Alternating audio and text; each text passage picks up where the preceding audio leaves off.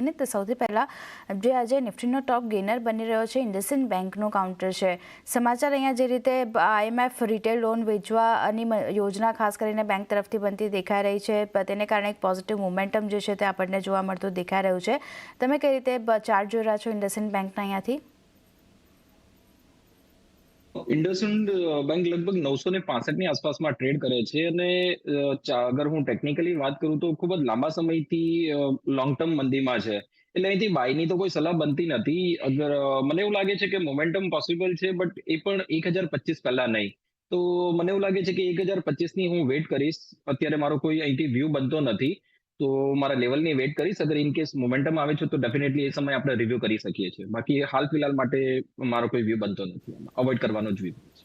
Okay, avoid કરીને ચાલવાની સલાહ ઇન્ડસઇન્ડ બેંક માટે બનતી દેખાઈ રહી છે. અહીંયા એક ફોકસ કરવાનું રહેશે. ગૌરાંગજી, આપ કઈ રીતે આ સમાચારને જોઈ રહ્યા છો? કારણ કે જે MFI રીટેલ લોન વેચવાની જે યોજના ઇન્ડસઇન્ડ બેંક બનાવી રહ્યું છે તેનો ખાસ કરીને ફાયદો જો RBL બેંક જેવી કંપની છે, IDBI બેંક જેવી બેંક છે તેને થતો જોવા મળશે. કારણ કે આ લોકો પાસે પણ ખાસ કરીને જે પોર્ટફોલિયો છે MFIનો તે થોડો વધુ રહેતો દેખાઈ રહ્યો છે. તમે કઈ રીતે આ સમાચારને જોઈ રહ્યા છો અને આ બેંકો માટે કઈ રીતે વ્યૂ રાખવો?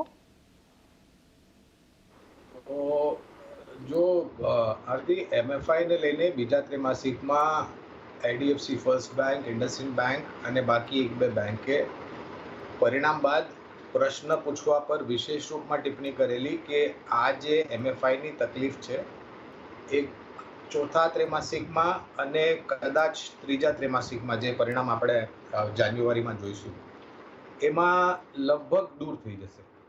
બીજા ત્રિમાસિકમાં થોડી ઘણી અસર વધારે પડતી હતી કારણ કે પરિસ્થિતિ એ સમય પર એવી હતી.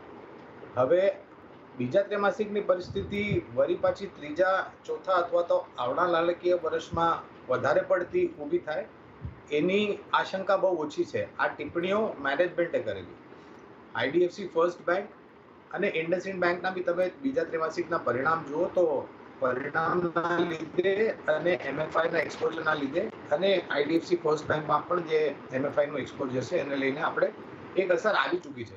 હવે એક જ વાત પર વારંવાર તમને એ કંપનીના શેરના ભાવમાં કરેક્શન આવે એવું ધારણા રાખવું મારા ખ્યાલથી અનિવાર્ય નથી.